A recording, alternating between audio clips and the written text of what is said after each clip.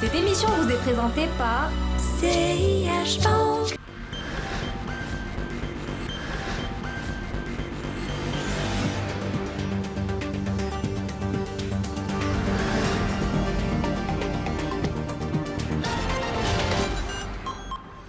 Bonjour à tous et bienvenue dans ce nouveau numéro de l'Hebdo des marchés. Encore une fois, la semaine a été plutôt calme à la bourse de Casablanca. Des volumes plutôt moyens, une volatilité faible et un manque criant de catalyseurs. On en parle tout à l'heure. شتي هاد البنكه ديالكم تقامت عليا غاليه هاد العام. لا لا انت اللي غاليه عندنا، داكشي علاش تفكرناك بواحد الكادو كيعجب كاع السيدات. وريطه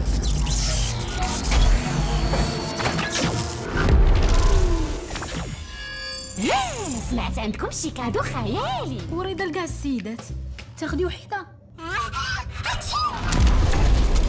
مالك ياك ما الرجيك من الورد؟ لا الرجيك من لي فري بانكير. داكشي علاش غادي نحل كونت في CIH بانك. عندهم البنكه فابور ولجميع السيدات. حصريا مع CIH بانك وكلوب سيداتي، البنكة بالمجان لجميع السيدات مدى الحياة. وزيادة على هادشي كتستافدوا من خدمة سيداتي اسيستانس في حالة عطب في سيارتكم.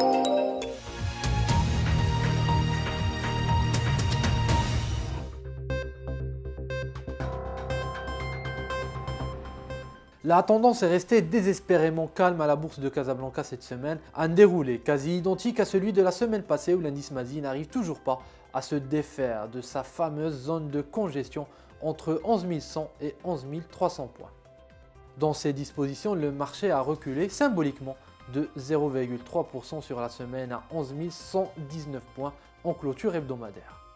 La volatilité ne dépassait guère les 1,3% et les volumes d'activité sont restés limité à 423 millions de dirhams sur le marché central. Sur le plan macroéconomique, le ciel s'est un tout petit peu éclairci. Les opérateurs ont eu droit à plus de précisions sur les orientations de l'exécutif concernant le budget 2019, alors que sur le plan microéconomique, l'ISMA a présenté un nouveau business plan après l'annonce de la fusion-absorption avec le Marrakech Plaza, alors que Arade Capital a présenté une émission obligataire garantie et a précisé ses intentions de s'introduire en bourse à moyen terme. On surveillera en ce début de semaine la réaction du marché aux résultats du troisième trimestre de Maroc Télécom.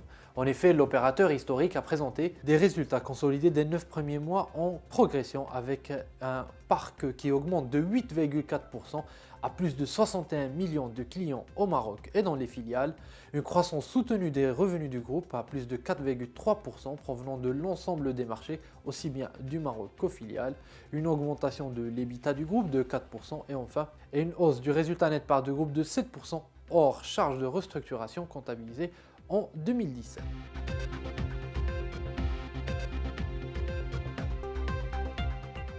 A noter enfin que cette semaine sera marquée par les premières discussions autour du projet de loi de finances 2019, un projet de loi de finances sociale, malgré que le gouvernement ne souhaite pas utiliser le terme. Il faut dire qu'une poche de 27 milliards de dirhams de dépenses sociales a été budgétisée pour l'année 2019. Cette poche sera en partie financée par des privatisations. C'est du moins ce qu'a annoncé le porte-parole du gouvernement, M. El-Khelfi, à l'occasion d'un point de presse où il a déclaré que 6 milliards de dirhams de privatisation étaient budgétisés pour cette année 2019.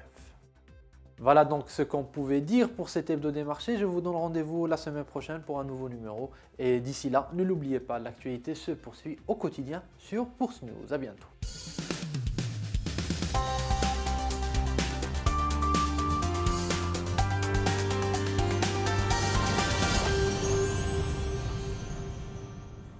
Cette émission vous a été présentée par CIH Bank.